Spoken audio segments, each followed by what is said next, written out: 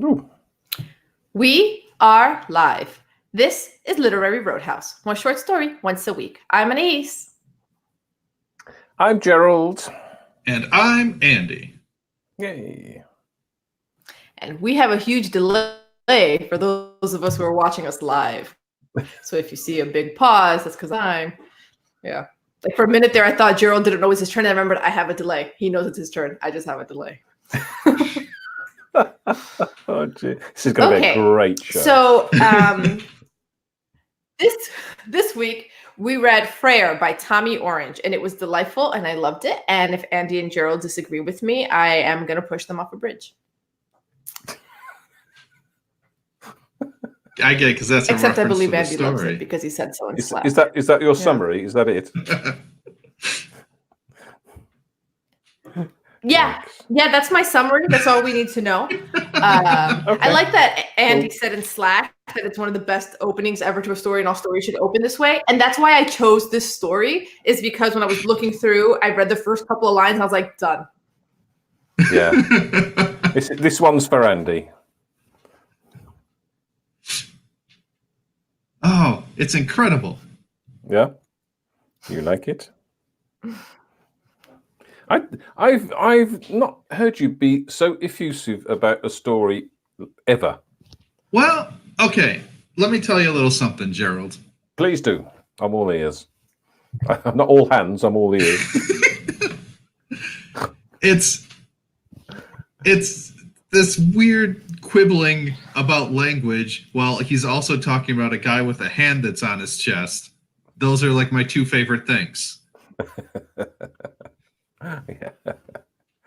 Yes. Yeah. It's like, well, look, let's be accurate. The hand doesn't come out of his chest. It's just there's a hand on his chest. It's not going anywhere. You fools. No more than hands come out of our wrists and our heads out of our necks. Yeah, exactly. Exactly. That's brilliant. Oh, and then the next paragraph has the great one where ugliness came out of my face. That was I highlighted that. Yeah. I highlighted that. That's very good. I tell you what, she'll just you and I talk about it, Andy, and Anise can listen and she'll like chime in with something. Eventually. It's unfair. Sorry. Yeah, you guys, are you going to do a summary, Anise?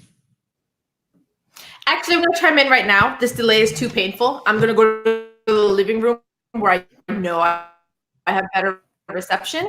It may not be the best it's ever been, but at least I'll actually be able to. Yeah, I'm going to be able to talk. So hold on. Okay. Let me just move this. Okay. Cool. Well, I'm going to have a sip. I'm going to mute myself. Yes, I have tea too. I'm going to move this because this is wobbling. Peppermint. Oh, mine's just ordinary tea. Yeah, ordinary tea. It's. I sometimes have. I have a tea that's called. Oh, I can't remember. It's sort of nighttime tea, and it's. Because when we go into our supermarkets, you have tea, and then we have a big range of different teas for different things, mindfulness tea and anxiety tea and all this sort of stuff. It doesn't give you anxiety. I think it's meant to help with it. It's anxiety causing tea, right? Yes, that's it. Well, I can understand that. So I was. Are we still? Oh yeah, we're still recording this. Yeah, yeah. What the heck? So I've got this sort of nighttime tea, which because at one point I was not able to sleep, and I was kept waking up at 3 a.m. and stuff like that, and that's not very good. But I discovered something else which works better than nighttime tea, and it's called whiskey. And that helps me sleep very well, thank you. So I do that a little bit now and again.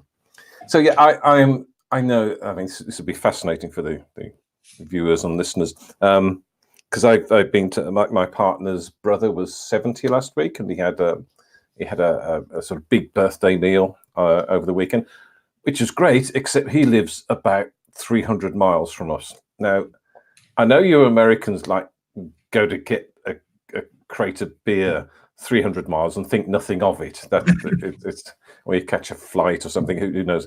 But for us poor Brits, 300 miles is a long way, and I'm almost deliriously tired. Oh, and staying in a nice hotel. It was a nice hotel last night. Quite.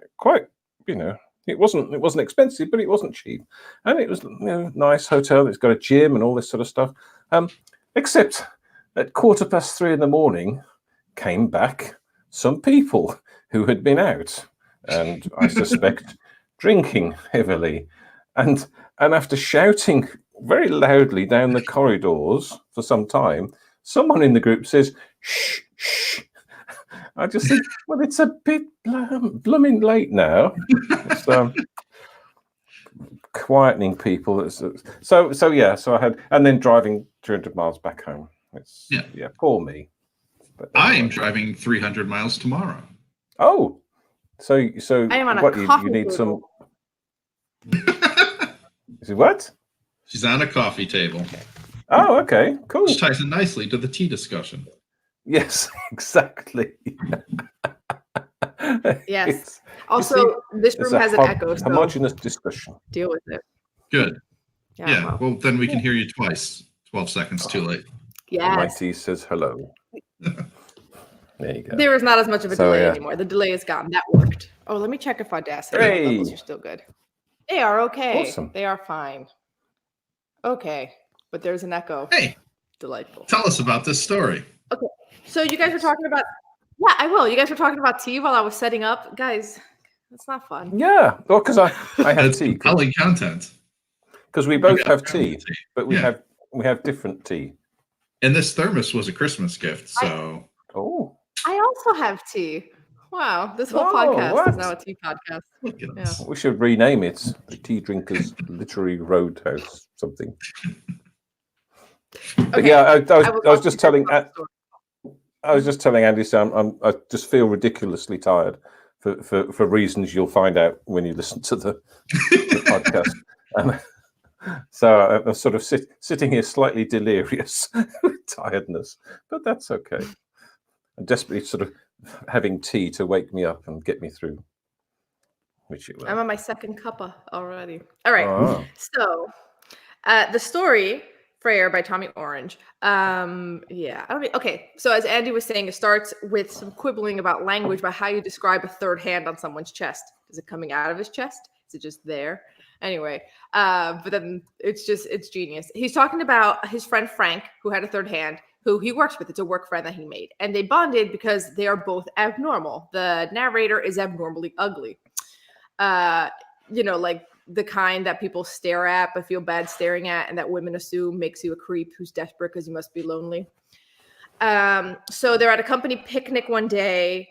Well, this is all flashbacks, but he's talking about the time when they were at a company picnic and it was hot out. So Frank goes to remove his layers. He wears a lot of layers to hide the hand. And at this point, the narrator knew the hand existed. Frank had told him, confided in him, because they're like friends, because they're like weirdos together.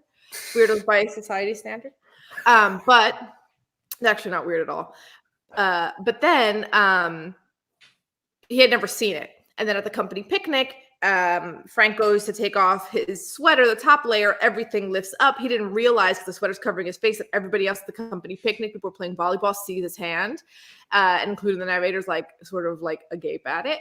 And then Frank runs away. A few days later, Frank and the narrator go to the movies. And afterwards, Frank's like, "Oh, you want to come have a drink?" The narrator says yes. And while they're there, Frank's like, "So do you want to see it?" And the narrator's like, "Yeah." So then he shows him the hand, and then he's like, "Yeah, I kind of got a weird request, but can you just like shake it? Shake my third hand?" And he's like, "Oh yeah, sure." So they shake hands. That's it.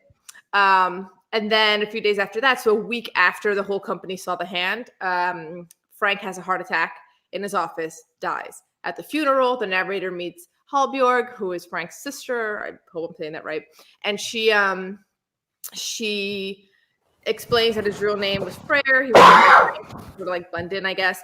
And then when they were little, they thought that they could have songs that had like magic in them, or like if the song was good enough, something magical could happen through it. It was like a little game they used to play.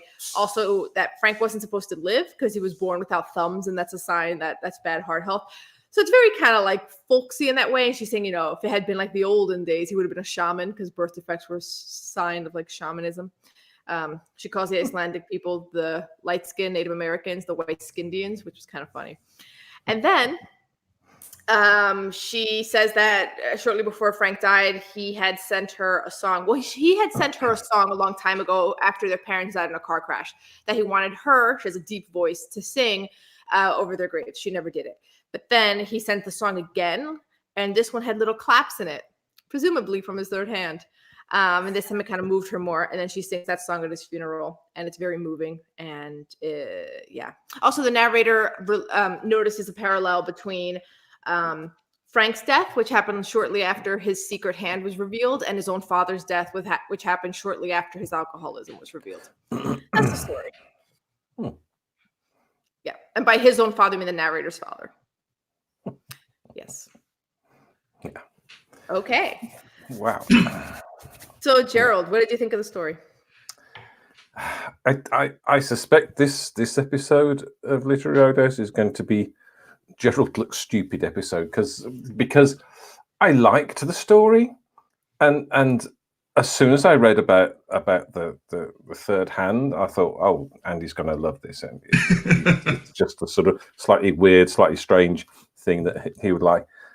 So I enjoyed it, and I enjoyed reading it.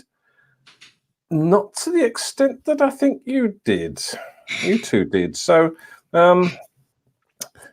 yeah, I enjoyed it, but it was okay. Okay. Andy? Yeah, I loved it. It's probably the best thing we've ever looked at in our lives. In our lives, not just on the show, since you not just on the show. I challenge you to find a better thing.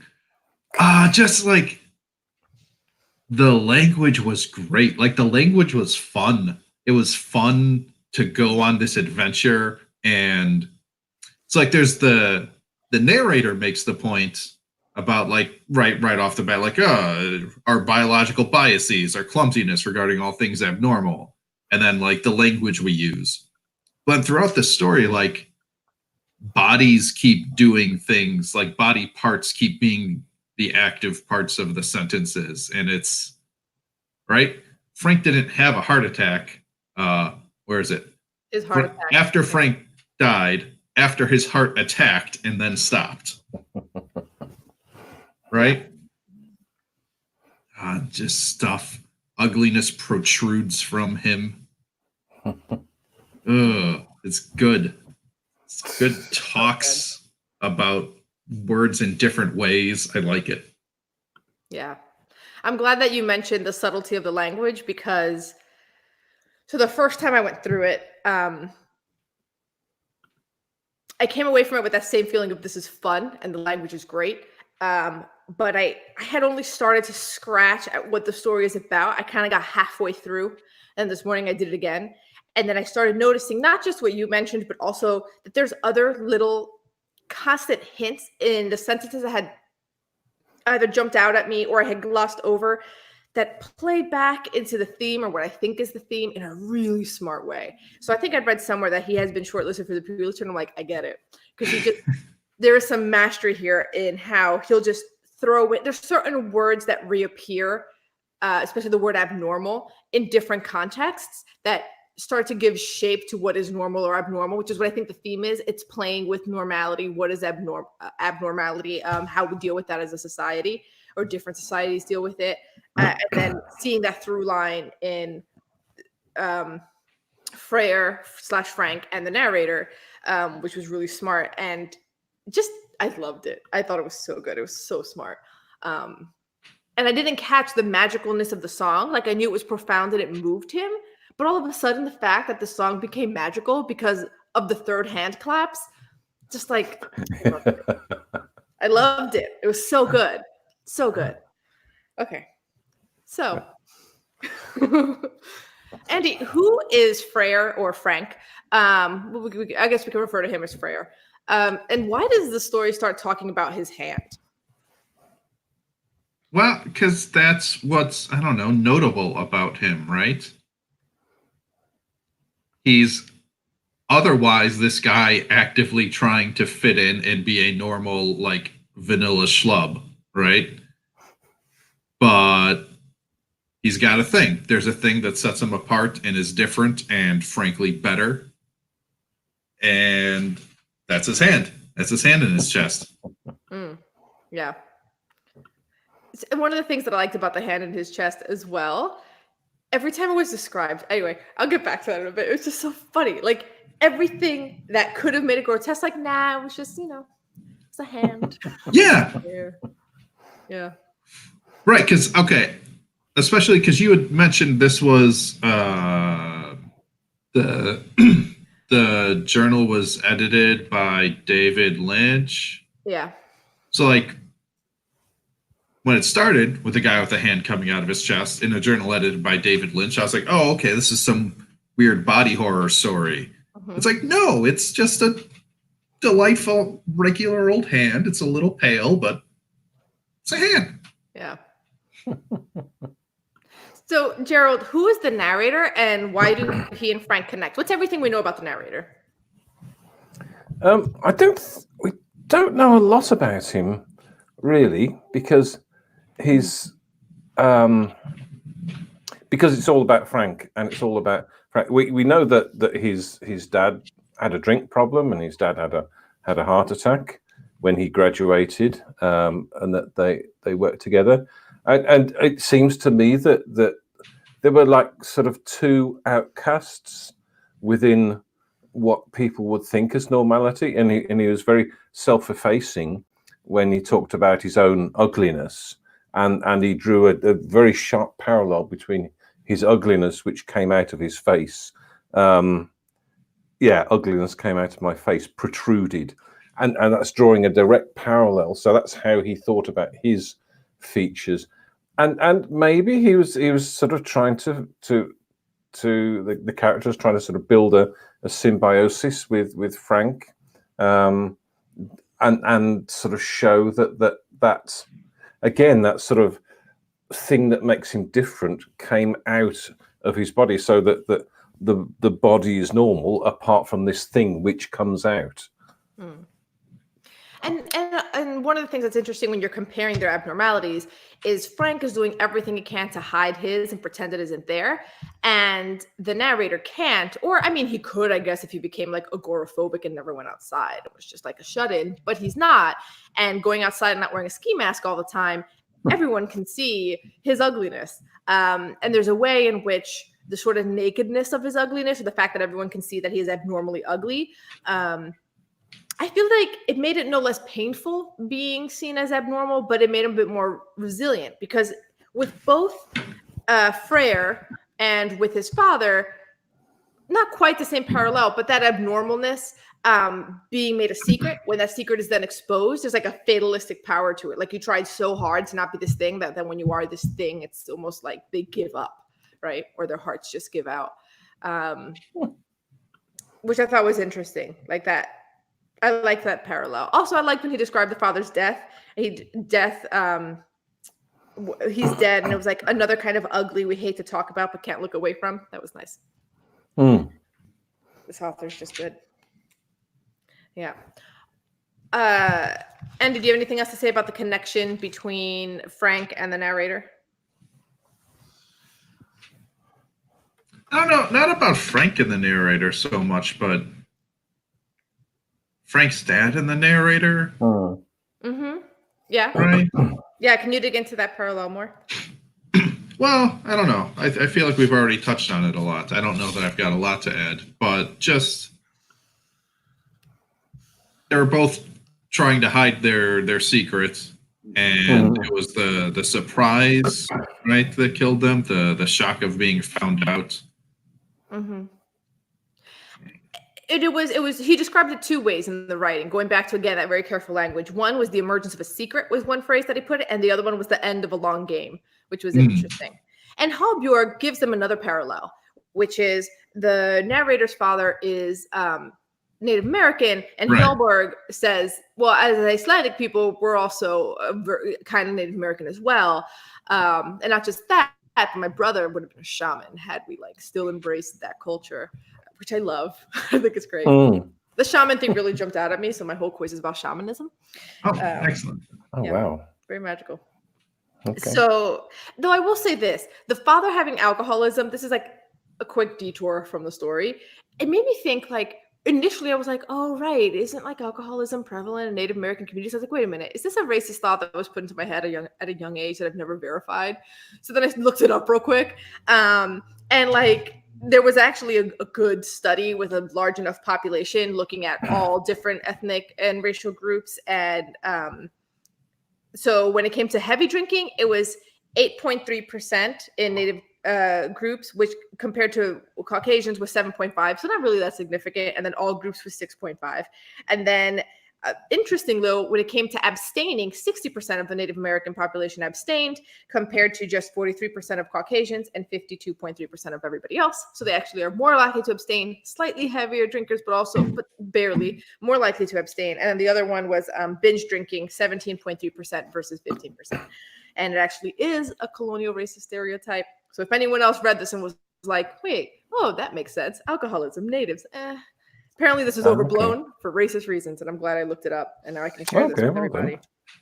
Yeah. And that study was from the Journal of Drug and Alcohol Dependence, 2016. The largest study about specifically this. Okay. I just got really into it for some reason. It's like, wait a minute. Am I being racist? Yeah, because even over here, we have that racial stereotype as well, that you know, the Native Americans were all corralled into little sort of homeland territories, and as a result they had nothing to do, so they took to drinking. But obviously it's good to hear that that's not true. Well, now I'm upset that the English are having racial stereotypes about Native Americans. Well, they started it. We just carried the banner forever. You did. You were the colonialist. Did you not know this? Did you not know that we're a former colony? Am I breaking some news to you 2 shows in a row? No, we don't talk about that. Okay. We've moved on. Colonialism. Come on, let's move on. Let's get off this. Yes, let's get off this embarrassing imperialist history. You can't hold me personally responsible for my. I'm not holding you personally responsible. Not at all. Okay. So now that we've talked about, one more random fact I looked up. The specific naming of the Grand Lake Theater made me want to look it up. It is a historic theater in Oakland where the story takes place that has a mighty Wurlitzer, which made me think of my childhood because there was one theater not far from here that also had a mighty Wurlitzer that would play the organ on Friday and Saturday night viewings in the main auditorium, which is gone now. What a loss. Oakland, hold on to that mighty Wurlitzer. It was a lot of fun. Wow. More fun facts because I Google anything I think about. Okay. What did you do before Google? I didn't exist. That's not true. You knew nothing. Actually, I was a heavy Alta Vista user, and before that, Ask Jeeves. So I've been Googling my whole life. Crikey. So some version of it. So Andy, now that we've explained the plot, who these characters are, what happened, so what is the story about? Man, don't ask me hard questions. Ask me good questions about how weird bodies are. No, let's talk about just the language of bodies. That's good. Okay. And the language of... okay. But if you dig into it a little bit, like, would you agree that the theme is exploring the way... Here's a clue. In the very beginning, when he's nitpicking at language, he says... that like, why do we say coming out? It's not really coming out. No more than our hands come out of our wrists or our heads come out of our necks. And there's a line about our clumsiness regarding all things abnormal. And I think that really sets the stage. That clumsiness for all things abnormal sets the stage for what the rest of the theme is going to be about in a genius way for a guy who, of course, is going to win a Pulitzer one day. I mean, so good.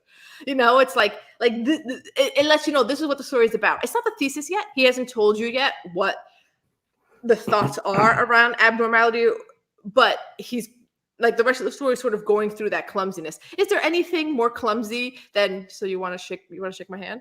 You want to shake the third hand? Like, what an awkward and clumsy scene, but it isn't, I mean, it's weird because the third hand is weird. That's it. There's nothing weird about two friends shaking hands, and it's like the only thing that the hand does or we imagine it doing are extremely normal. It shakes someone else's hand, and very briefly the narrator goes, that third hand would be great for eating popcorn at a movie theater. Yeah. Very normal things you can do with that third hand. And it claps. And it claps. How does that happen? Yeah. Did anyone else think that the whole handshaking thing was a bit homoerotic? It's a bit sort of. Oh, it's super erotic. I mean, yeah, it's just. It's an incredibly, like, it's an intimate thing. Yes. I think, can it be intimate without being erotic, though? Well, no. Is this some toxic masculinity creeping in?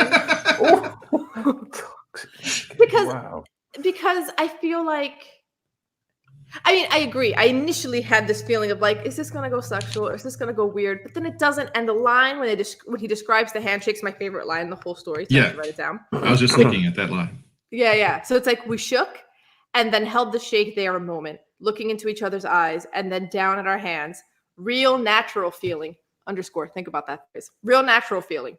Not too long, but long enough that something went between us, some secret transmission from wherever all that is abnormal. Underline again. All that is abnormal strays from the warmth of its fitted pocket in the great and generally uniform chain of being. I feel like this line, I don't know. I love that line. I love how he described it because I think all of us have experienced to some degree, some more than others. That feeling of like something supernatural has occurred here right now a little bit, like like a deeper bond, like something has happened here that is not the normal way that we experience life. And it was just around a very normal handshake. Long, but not too long. Real natural feeling handshake. And despite that, you have this abnormal thing come through.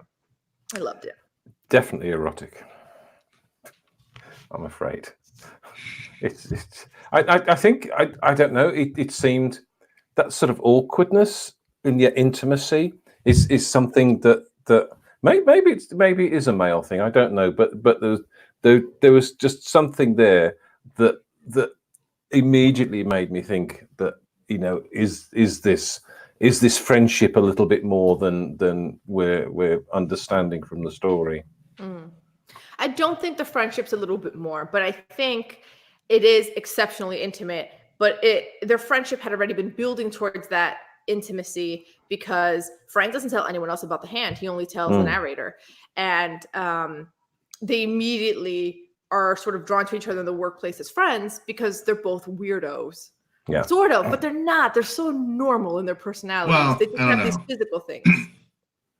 Guy looks like Bill Murray crossed with Steve Buscemi. Yeah, that's pretty strange.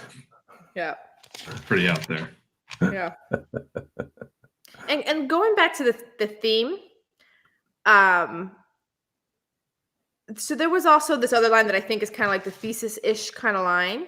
Sort of. There's like a few things going on. One, there's that whole, it's the magic song with the hands claps that moves Halbjorg and everybody else at the funeral. And then also that the way that Frank tried to be normal had a normality to it that wasn't not normal, right? Like his constant striving to be normal made him extremely normal. Like success, you're like everybody else. Trying to fit in. Just trying to fit in. Yeah. In like the most normal way. Mm-hmm. Exactly. He did not want to stand out. I also like the line that there was that it was basically like that the third hand hadn't made Frank weird, or maybe it did. The difference between what he was and what he would have been had he not had the third hand. I think there's a third version here. There's a difference between what he was and what he would have been had he not had the third hand, or what he would have been had he embraced the third hand. That Frank would have been different too. Kind of embraced that he had this weird hand and just wasn't ashamed about it all the time. Would have been interesting. There was a third potential Frank here. But I think that then would have spoiled that setup between the two of them. That one was hiding his abnormality and the other one couldn't hide his abnormality. So I think he deliberately did that so that he would have that difference between them. Right. Yeah. No. Yeah. I agree. Because there's. Yeah. When I tried to think about I can't put what it's about in a sentence, but I can put it in a series of sentences. So my series of sentences that I got to was that Freyr struggled to fit and be normal made him normal. That's a common and accepted experience. But perhaps there was magic in his abnormality. His magic song was brought to life by the third hand claps. But repressing that abnormality gave it a different kind of power, a fatalistic power. When it was exposed, he died. The narrator can't or does not repress his abnormality, and he's more resilient but no less pained. That's kind of what I came away with. Those were yeah. So good. And it's so that nuanced sort of wrestling with abnormality was a lot of fun to think through and sit with. And the fact that Halbjorg sort of mentions about the claps in the song, and doesn't make a big deal of it. If there been claps in any of the songs we'd made, I wonder what was making the claps, but I think I know.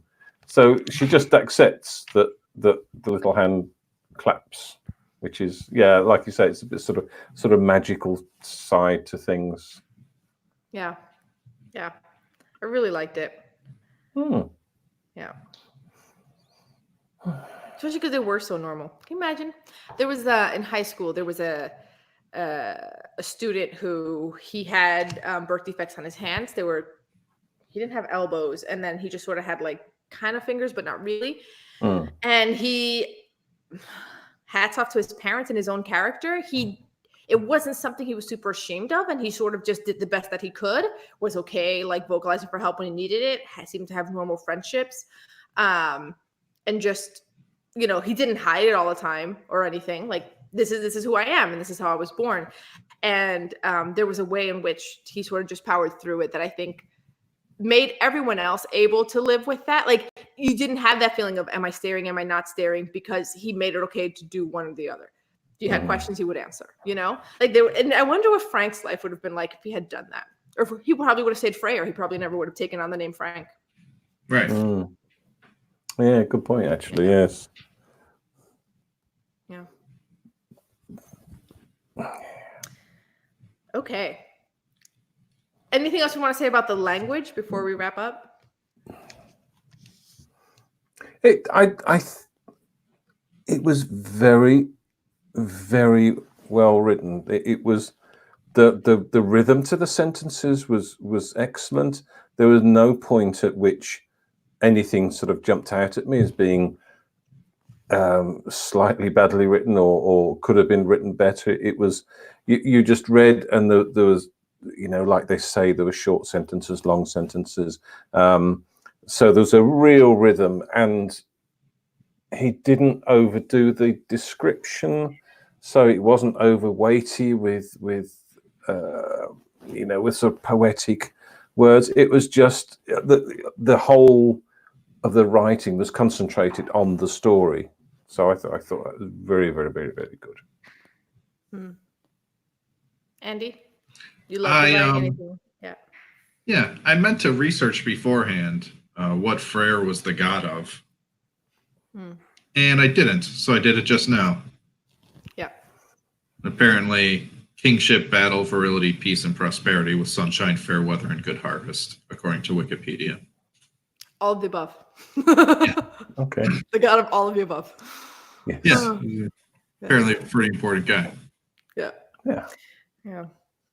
I thought it was, perfectly written. Also, it was just funny. It was really funny. So it just really kept your attention. It was fun. And the pacing was perfect. It just, when he revealed things, when he didn't, the way that he set it up, even just starting with that quibbling about language, all of it was just genius. Very good. Just so good. Yeah. It's I think it's a great length. Yeah, I think it's a great piece for people to study and to look at and see what makes it so, look below the story, look at how the story is constructed, how it's constructed and how it's written, and I think people will find that it's got a great structure to it and really delivered very, very well. Okay, ratings. Okay. I'm giving this story a 6. I knew you would. Yes. My rating's gone up because I've learnt some more about it. Thank you both, and I don't know. I think I'm going to give it a 6-2. What? What? We convinced you. Yeah. Well, because I liked the story and I enjoyed reading it. So tick tick tick. We're at 4 out of 6 territories straight away. But then through the discussion, I've learnt a lot more about it that I missed, and it's very very very very very very good story. I'm also giving it a 6. It was so good. This one's definitely going to stay with me. So good. I Yes. want to read a lot more Tommy Orange now. Are you Yeah. always this fun? Because if you are, I'm in. It's written novels and everything. Mm-hmm. Okay. Game time? Yeah. What are you guys submitting? I'm going with what I submitted last time, which wasn't the one that we've done before. This is Mandatory Carry by Caleb March. Okay. I am submitting. Wait, let me get the full title here. Uh-oh. Also, I'm going to mispronounce the author's name, and I apologize to all authors and all names. I'm submitting Playing Metal Gear Solid 5: The Phantom Pain by Jamil Jan Kochai. Wow. Nice. So Andy said he better win, apparently. He's very excited to read this. Yeah, it looks real good.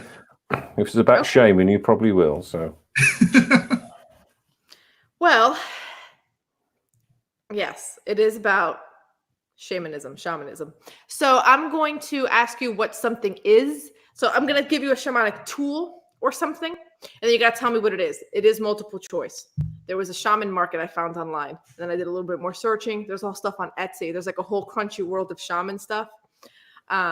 So I'm going to see if you guys are shamans, and whoever is the greatest shaman who knows these tools wins. And we're going to read your story because you are prophetic and wise and visionary. That sounds fair. Yeah, sounds like Andy to me. Okay, I have Andy first on my screen. So Andy, what is a chakapa? A chick. Actually, a chakapa. Actually, I was going to do an interesting point system. If you know what it is before I give you the multiple choice, that is so surprising you get 2 points. If not, 1 point for multiple choice. Okay, well, let's hear these choices. Okay, we're going to 2 points. All right. Is it an urn for incense ash, a traditional medicine chest, a ceremonial blanket, a bundle of palm fronds? An urn.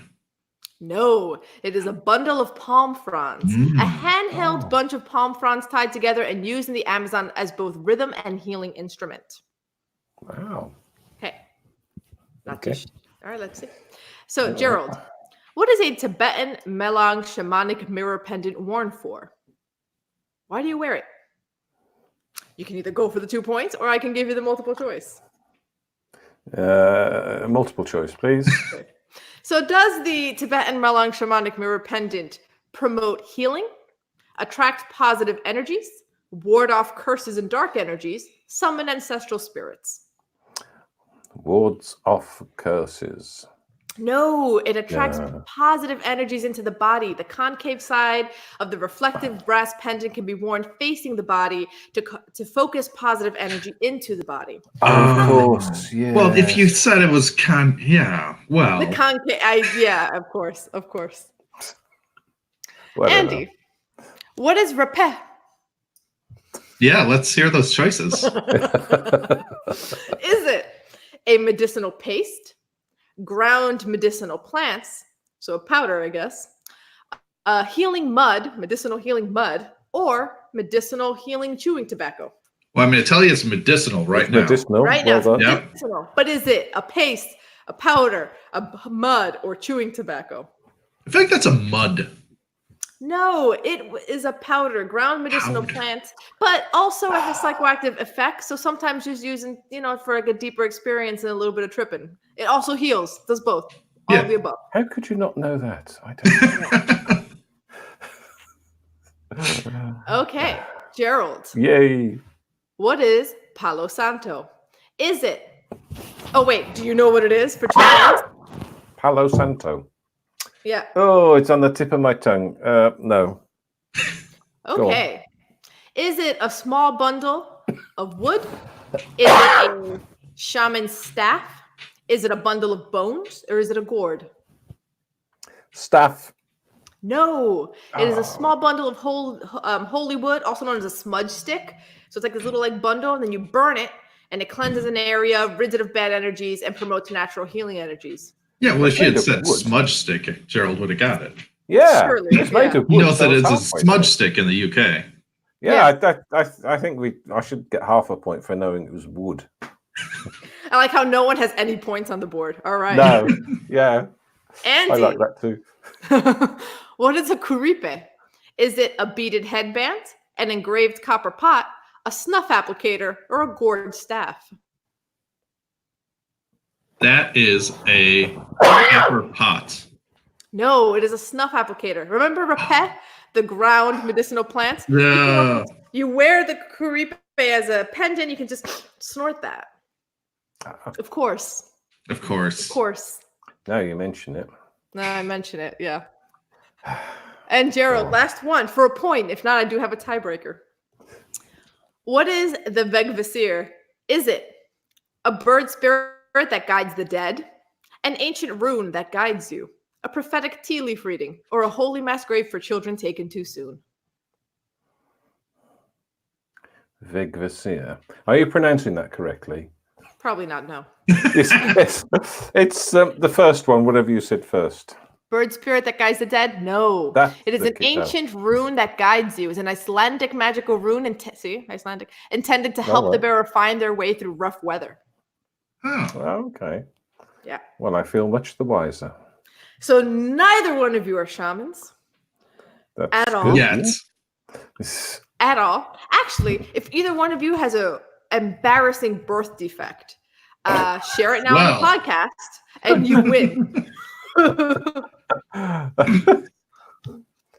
No. No takers? Okay. No. All right. Oh. We're not shamans then. Okay, we're gonna see how psychic you are. I have a number in my head between 1 and 20. Whoever guesses it first is clearly a shaman. Andrew, you get to guess first. 17. No, I Gerald. was going to say that. It's obviously 14. No, 14? No, Andy. no. 7. Nope, Gerald. Well, it's obviously 4 then. No, so I feel we're gonna be here a while because you guys suck at being shamans. Andy. 13. No, you know what? Let's make this easier. No, I'm kidding. Andy. I mean Gerald. 19. Nope. Okay. Why is this bug trying to eat me? It's warm out now. Gerald. I mean Andy. No, it's Yeah. Andy. 3.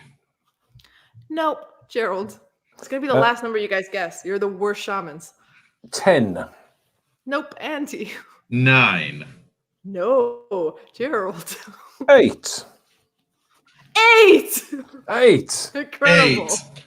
Whoa. We got Of there. course. God. See? If only you had used your shamanic tools. See, but I picked up on what Gerald was thinking of 17. Yes. The problem is True. So you guys you're a bad source. Yeah. clearly. Gerald and That I is have the a problem. connection. Oh, Okay, yes. so Oh, boy. We have to shake hands in a weirdly erotic way.